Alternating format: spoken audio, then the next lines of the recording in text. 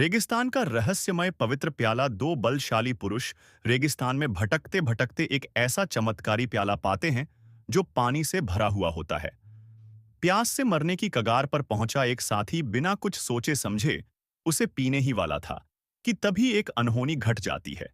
जैसे ही उसने प्याले को उठाया, एक अदृश्य शक्ति ने उसे पल भर में धूल में बदल दिया। यह दृश्य देखकर छोटा काला स्याओ है पूरी तरह डर से स्तब्ध हो गया, लेकिन उसके पास कोई विकल्प नहीं था। अगर वह उस प्याले को नहीं अपनाता तो रेगिस्तान में उसका अंत निश्चित था। यह प्याला उसके लिए जीवन की आशा भी था और मृत्यु का डर भी। सांसें थामकर वह धीरे से प्याले को उठाता है, लेकिन आश्चर्यजनक रूप से उसके साथ कुछ भी गलत नहीं होता। वह झटपट प्याले का सारा पानी पी जाता है। तभी कुछ अजीब होने लगता है। रेगिस्तान की सूखी रेत देखते ही देखते हरे भरे घास में बदलने लगती है और कुछ ही देर में पूरा इलाका एक घने जंगल में तब्दील हो जाता है। यहीं से छोटा काला की किस्मत बदल जाती है। वर्षों बाद वह उस पवित्र प्याले की शक्ति से लोगों की बीमारियां ठीक करता है और उसे अपनी जिंदगी का प्यार बेला भी मिल जाता है। बेला को रिझाने के लिए छोटा काला अपनी विशेष शक्तियां दिखाता है। वह बस हाथ हिलाता है और फूलदान से तुरंत एक बड़ा फूल उग आता है। बेला यह देखकर बहुत प्रभावित होती है और जल्द ही वे दोनों प्रेमी बन जाते हैं। उनकी प्रेम कहानी अच्छी चल रही थी, लेकिन एक खतरा चुपचाप उनकी ओर बढ़ रहा था।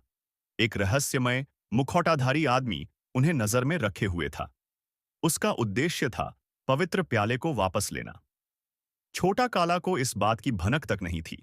वह बेला को एक रहस्यमय वेदी जीथान पर ले जाता है और उसे एक जादुई प्रदर्शन दिखाता है। वह पहले उस पवित्र प्याले को आग में रखता है, फिर नाटकीय अंदाज में हाथ घुमाकर किसी आत्मा को बुलाने की मुद्रा बनाता है। तभी प्याला चमत्कारिक रूप से एक प्राचीन दिव्य तलवार में बदल जाता है। लेकिन जैसे ही वह तलवार को देखता है, तभी मुखौटाधारी व्यक्ति अचानक प्रकट हो जाता है। बेला फौरन उसे चेतावनी देती है। तीनों आमने सामने हो जाते हैं। मुखौटाधारी चालाकी करता है। वह तलवार छीनने का बहाना बनाकर बेला को बंधक बना लेता है और छोटा काला को धमकाता है। पर बेला भी कोई आम लड़की नहीं थी। वह पलटकर एक चाल चलता है और मुखौटे को नोचकर उसका चेहरा उजागर कर देती है। इससे गुस्से में आकर वह आदमी बेला के पेट में चाकू घोंप देता है। बेला को मरता देख छोटा काला फूट फूट कर रोता है और उसी पल उसका क्रोध पूरे शबाब पर पहुंच जाता है।